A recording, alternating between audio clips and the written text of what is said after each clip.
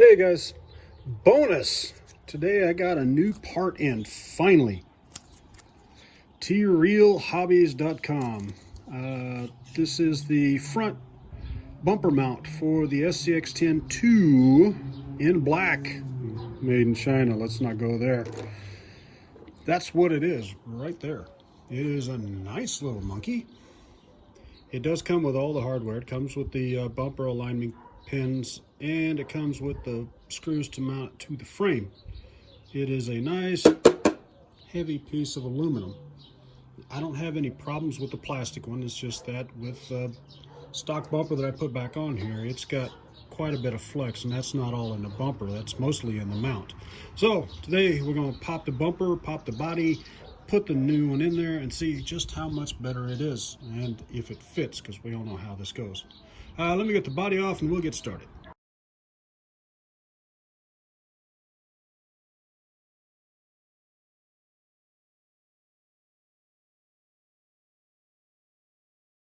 All right, seeing how we have lights on this one, we're going to start underneath. I don't want to yank and pull on those wires if I don't have to. I'm going to take the retainer pins out of the back, or at least that's what we're going to hope for. If your original bumper's like mine, it's taken some abuse and it's not quite straight on the bottom anymore, kind of like the rest of the stuff on this truck, but let's not get into that either. All right, those little dry pins out of there, we can slide that out. Like I said, this bumper mount does come with the mounting hardware on the side, but I'm not going to use that. I'm going to reuse these stainless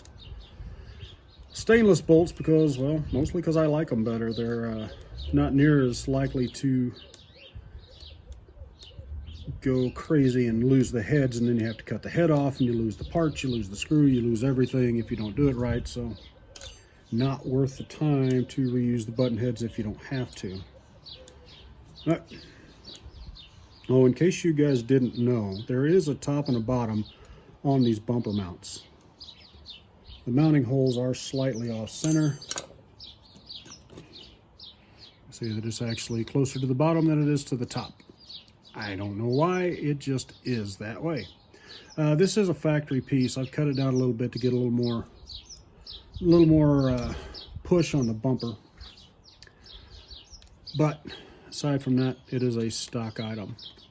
Now with this aluminum one, you are going to have to loosen up the chassis bolts on this side and this side, just to give you that little bit of flex so that you can actually get it in there.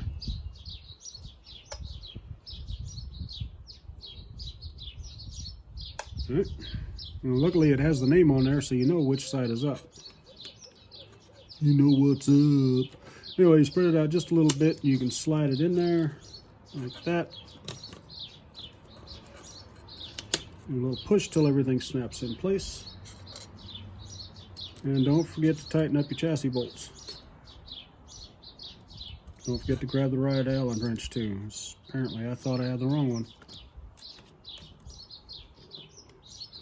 Just like that. I'll take the mounting pins out. Set them off to the side for now.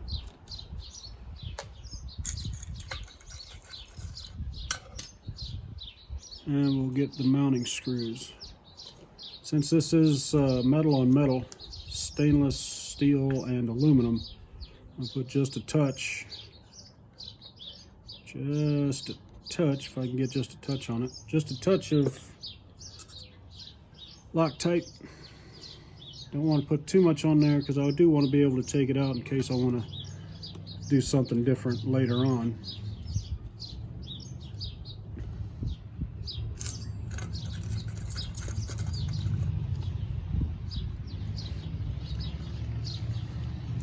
I have to say that I haven't had too many items from T-Real or Trial or however they want to say it that haven't worked right. I've had, I think, over the past year, I think I've had one item that didn't fit, and that was a set of drive shafts for the front axle, and they did not fit. They were just too damn long, and they would not slide in place.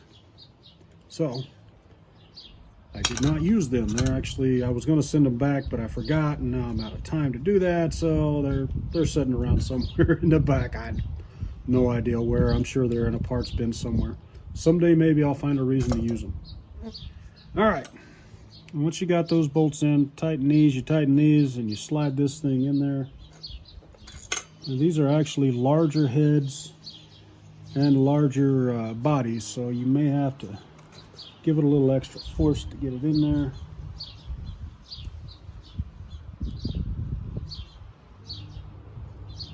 Nope, wrong one. And of course I forgot to put thread lock on it, because again, metal on metal, all of that stuff. And I don't really want to lose these.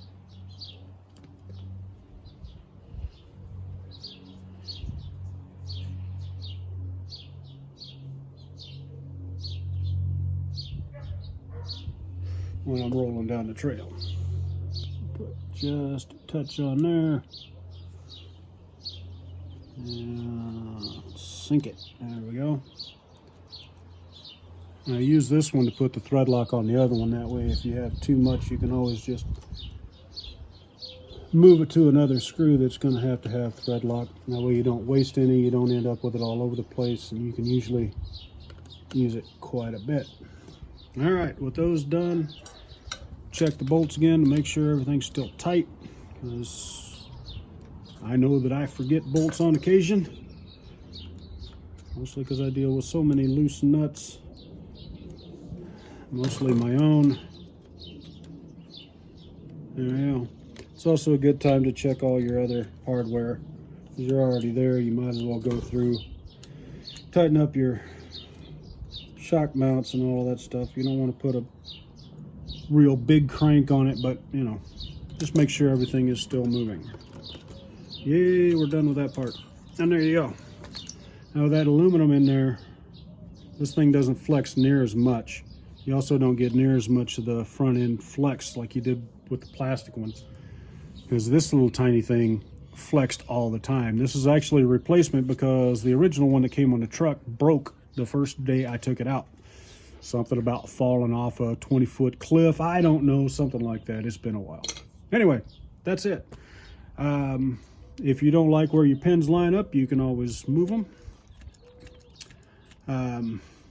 I don't think there's anything else about this. If you guys have got any questions, let me know. I'll give you that part number one more time. I don't know really that that'll do much good. You can find it on Amazon. That's where I found this one. They're fairly cheap, but they are pretty substantial. Anyway, thanks for watching, guys. Have a good day.